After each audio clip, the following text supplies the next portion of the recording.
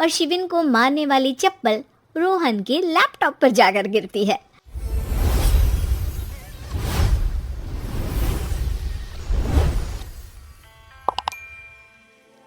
Lockdown से पहले गीता के घर का नजारा कुछ ऐसा था कि रोहन ऑफिस जाता था और शिविन स्कूल। जिनके घर से जाने के बाद गीता काम खत्म करके बाकी समय आराम करती थी। लेकिन लॉकडाउन के बाद ऑफिस और स्कूल घर में ही खुल गए और इससे गीता का हाल वो तो आपको देखने में ही मजा आएगा।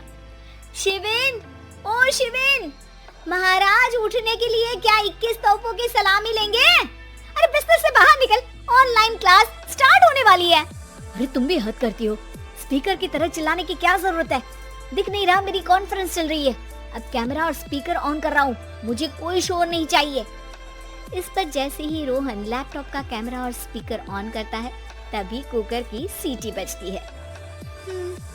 करा लो अब इसे चुप, लॉकडाउन नहीं हुआ, मेरी मौत का फरमान जारी हो गया।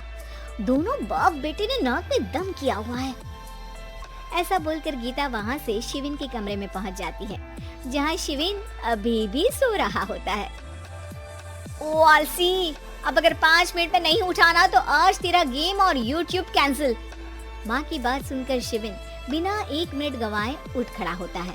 उठ गया, अभी नहाकर भी आता हूँ। ये नाटक कहीं और, मुंह पर गीला कपड़ा मार और पढ़ने बैठ। शिविन की ऑनलाइन क्लास स्टार्ट हो जाती है, जिस पर गीता उसे वहाँ बिठाकर रसोई में चली जाती है। थोड़ी देर में उसे कमरे से कुछ आवाज सुनाई देती है, जिसे सुनकर वो कमरे में वापस आती है। हाय राम, तुझे क्लास अटेंड करने के लिए बोला था, कैमरा ऑफ करके बिस्तर पर नाचने के लिए नहीं बोला था। मम्मी मुझे कुछ समझ नहीं आ रहा, आप बाद में पढ़ा देना ना, वैसे भी अटेंडेंस तो लगी गई है। हाँ बेटा, जरूर बन जा, तू अभी से हम सबका बाप बन जा। अरे नहीं मतलब कहाँ से लाते हो इतना दिमाग, और पढ़ाई करते हुए ये चला कहाँ जाता है? नाइस क्वेश्चन, दिमाग से पूछकर बता दूंगा। शिविन की बातों से परेशान होकर गीता उसे मारने के लिए जैसे ही आगे बढ़ती है तभी वो कमरे से बाहर भाग जाता है। अब शिविन आगे और गीता हाथ में चप्पल पकड़े उसके पीछे पीछे पूरे घर में दोनों घूम रहे होते हैं। इसी बीच वो रोहन के पास पहुंच जाता है और शिविन को मारने वाली चप्पल रोहन के लैपटॉप पर जाकर गिरती है। ओए माँ! मम्मी, अब पापा को चप्पल मार रही हो? वो आज तक के रिपोर्टर, चुपचाप जाकर क्लास अटेंड कर ले, नहीं तो अगली तेरे पीछे लगेगी।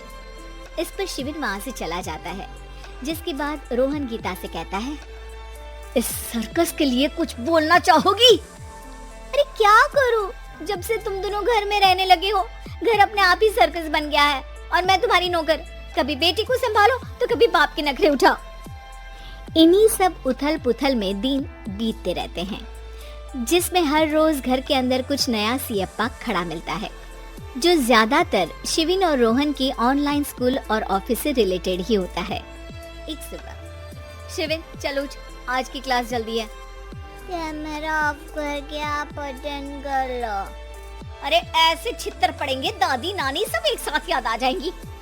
गीता की लाख मशक्कतों के बाद क्लास तो खत्म हो जाती है, लेकिन उसके बाद शिविन फोन इस्तेमाल करते हुए इंस्टाग्राम रील बनाने लगता है। रसोड़े में कौन था? तुम थी, मैं थी, कौन था? हाँ, मैं गरीब हूँ। अरे ओ गरीब के बेटे, आजा, मैं बनाती हूँ तुझे गरीब। मैं बताती हूँ रसोड़े में कौन था। पढ़ाई करने बोलो तो इनकी माँ मर जाती है और ये पागलपंतियाँ जितनी मर्जी करा लो। गीता शिविन को डांट रही होती है, तभी रोहन बीच में बोल पड़ता है। अरे बच्चा ही तो है, इतना गुस्सा क्यों कर रही हो? बेटे का साथ देने की इसी एक कोशिश में अब शिविन के साथ साथ रोहन भी गीता के गुस्से की सूली पर चढ़ जाता है। अगर बेटे पर इतना ही प्यार आ रहा है तो इसे क्लास अटेंड क्यों नहीं कराते? इसका होमवर्क क्यों नहीं कराते? उस समय तो बहुत जल्दी मीटिंग आ जाती है, वो काम मैं करूं और यहाँ इस बेफिजूली की चीज में तरफदारी करके बन जाओ महान। हे भगवान, कोई तो इनके ऑफिस और स्कूल खुलवाओ, मैं इन्हें और घर में नहीं सह सकती। अरे कुछ और मांग लेती, क्योंकि तुम्हारी ये विश इस साल तो पूरी होने से रही, कोरोना। हाय नास बेटे ने जिंदगी ही बर्बाद कर दी। खाए कोई पचाए कोई, कल मुझे चुन चुन कर सबको मेरी बद्दुआ लगेगी। उन्होंने दुनिया का और इन बाप बेटे दोनों ने मेरा जीना मुश्किल कर दिया। गीता वहाँ से चली जाती है, जिसके बाद रोहन शिविन से कहता है, अरे तुम्हारी मम्मी इतनी भड़की हुई क्यों है? आपकी वजह से पूरा समय घर में रहते हो और उस पर कोई काम कराने की जगह बस ऑर्डर देते रहते हो। अच्छा बेटे, सारा इल्जाम मुझ पर? पूरा दिन तो वो तुम पर ही चिल्लाती है। हाँ, मतलब दोनों का 50-50 है, कुछ करना पड़ेगा। वो कहते ना, make the best out of worst. I have an idea. वैसे तुम्हारी माँ सही कहती है, बहुत जुबान चलाने लगे हो, कम बोला करो।